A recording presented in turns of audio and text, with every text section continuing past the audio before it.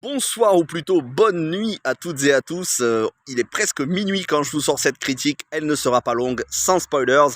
C'est une critique qui est totalement imprévue. J'avais prévu d'aller voir Killers of the Flower Moon de Martin Scorsese.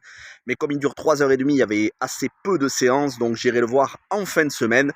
Et du coup, je suis allé voir en remplacement Le règne animal de Thomas Caillet, son nouveau film après Les Combattants que j'avais beaucoup aimé.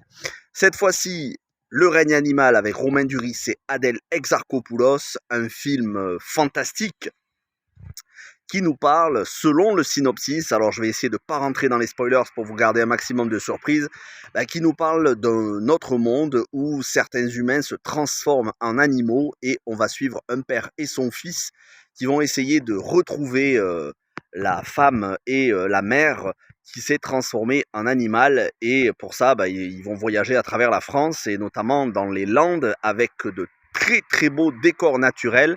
Alors attention, c'est pas vraiment un spoiler, mais le synopsis, c'est pas vraiment l'histoire du film.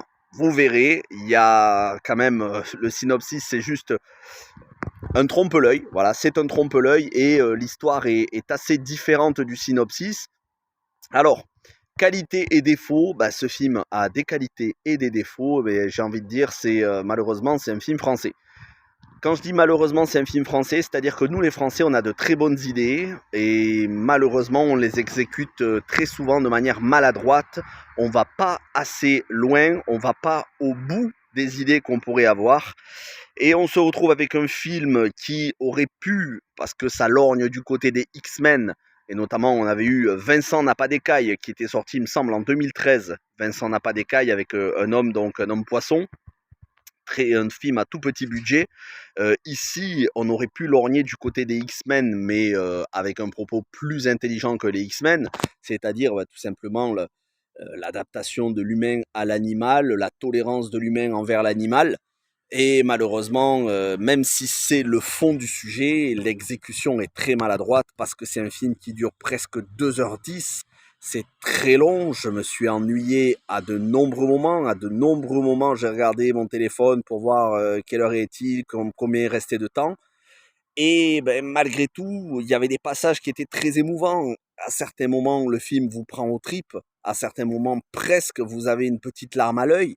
Et à d'autres moments, vous soupirez parce qu'il y a des moments malaisants, cringe, qui frôlent le ridicule, notamment dans le jeu des acteurs. C'est-à-dire qu'ils peuvent autant se montrer subtils et touchants que maladroits et saoulants par leur dialogue, par leurs clichés, notamment Romain Duris qui, durant les 3 quarts du film, est assez insupportable et commence à vraiment révéler son émotion et son jeu d'acteur, parce que malgré tout, Romain Duris est un grand acteur, mais c'est plutôt vers la fin du film qu'il révèle son vrai jeu d'acteur, alors qu'au début, son personnage est assez agaçant. C'est vraiment le bobo, voilà, le bobo animaliste, antispéciste, qui écolo de gauche, qui a des discours, les petits discours de voilà qu'on entend à Europe Écologie Les Verts, les discours à la Sandrine Rousseau.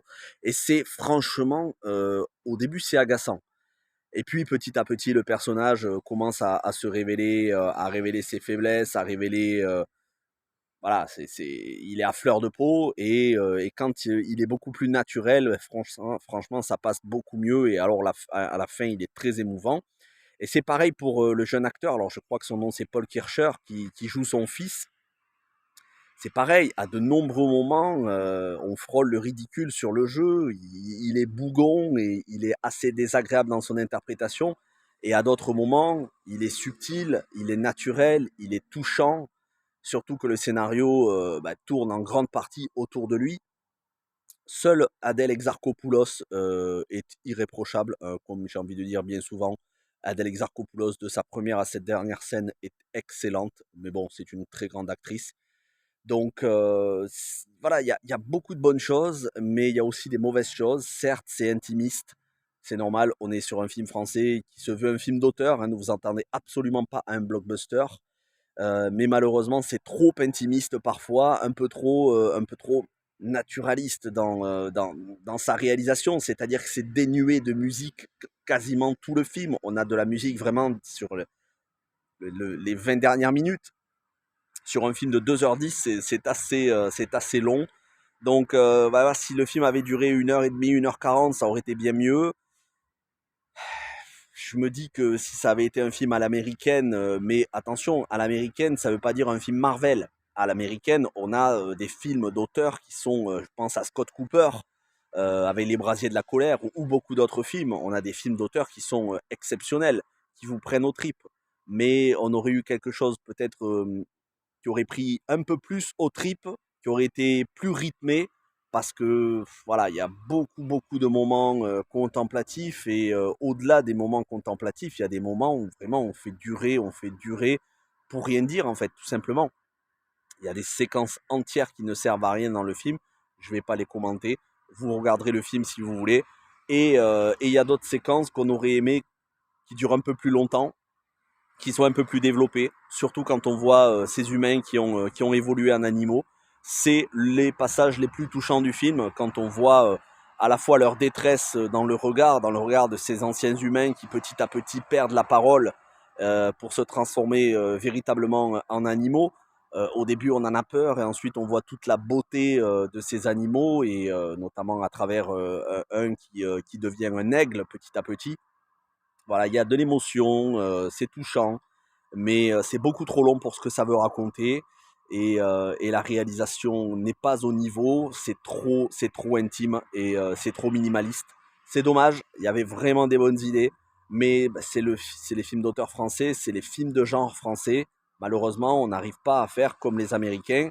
Et des fois, on fait mieux, des fois, on fait moins bien. Et ici, c'est moins bien. En tout cas, c'est mon avis, bien sûr.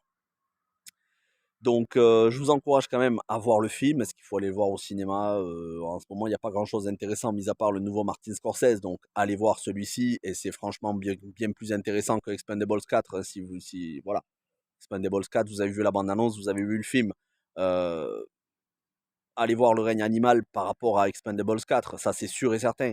Maintenant, au mois de novembre, il y aura Sound of Freedom, il y aura Five Nights at Freddy's et surtout, allez voir le nouveau Scorsese qui dure 3h30. Je n'en ai que des bonnes critiques, j'ai hâte de le voir. Voilà ce que je pouvais dire sur le règne animal. Je vous fais vraiment une petite critique sans spoiler, elle était absolument pas prévue. Dites-moi ce que vous en pensez. Si je devais noter le film, je lui mettrais 3 sur 5 parce qu'il y a plus de qualité que de défauts. Mais je peux pas passer sur les défauts. Je me dis que ça aurait pu être bien meilleur si ça avait été mieux agencé, mieux équilibré. Voilà, c'est tout simplement de l'équilibre. Ça fait un peu trop film d'auteur alors qu'on a quand même un film fantastique avec des créatures qui se transforment. Puis après, c'est toujours ce même problème. Les origines, on nous raconte jamais le début, on n'a jamais la fin, ça s'arrête en plein milieu de l'action, le début, on est projeté. Il y a quand même un manque de crédibilité. Et certains diront oui, mais bon, c'est pas les origines qui comptent, c'est le chemin parcouru. Ouais, moi je suis pas de cela. Quand on me parle de quelque chose qui est du fantastique, qui dépasse les frontières de la rationalité, moi il faut qu'on m'explique les origines. Comment ça se fait que dès le début du film, les humains sont déjà habitués à coexister avec ces animaux. Moi, ces humains mutants, ce qui m'aurait intéressé, c'est de savoir quelles sont les causes de ces mutations. Au moins qu'on en parle un petit peu. Pas un seul mot là-dessus. C'est dommage. Et je trouve que le film n'exploite pas assez son sujet, mais malgré tout, il a un sujet fort. Comme je disais, bien sûr, ça fait penser à du X-Men. Vincent n'a pas d'écaille si vous voulez un film français. Et si vous voulez un film qui soit un film grandiose, c'est Greystock, la légende de Tarzan avec Christophe Lambert et Ian Holm. Voilà, pour le coup, ça se rapproche pas mal de Greystock, sans non plus la maestria de Greystock. Mais voilà, il y aura d'autres références, bien évidemment. J'ai entendu la référence The Host de Bong Joon-ho. Je n'ai pas vu le film depuis un bon moment. Je l'avais vu il y a très longtemps, donc je m'en souviens pas très bien. Mais oui, probablement, ça doit y ressembler. Malgré tout, ça vaut quand même le coup d'œil. Voilà, c'est une critique sans spoilers, donc là, vous pouvez y aller. Je vous ai rien révélé qui va vous gâcher l'intrigue. Merci à toutes et à tous, le petit pouce bleu, n'hésitez pas, et on se retrouve vendredi pour Killers of the Flower Moon de Scorsese. Bonne nuit à tous.